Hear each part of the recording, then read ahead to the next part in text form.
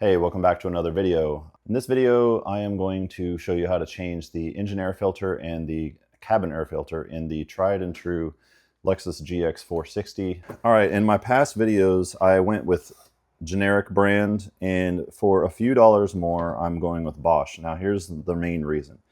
Because the Bosch is a HEPA filter. The other ones on all my other videos that I've done this are charcoal, cheap sort of charcoal. I decided to go with HEPA this time. I'll put a link to it in the description, but it was only a couple dollars more than the no-name brand. I feel like the quality of this is going to be better. You can see here where there's a layer of foam on top for large debris. You can see the HEPA filter here.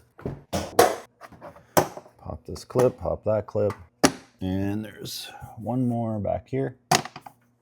This whole thing will pop up.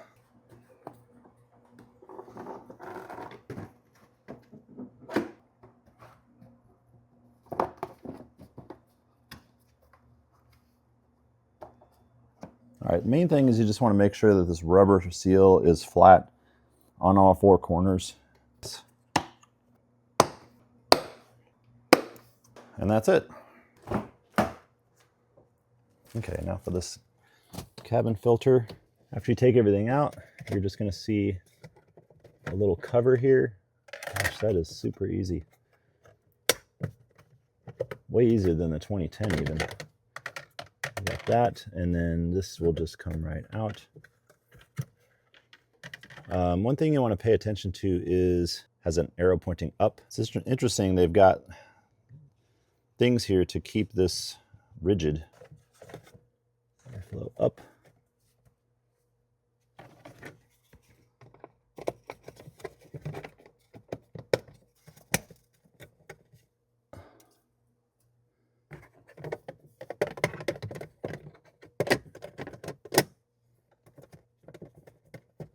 That was super easy.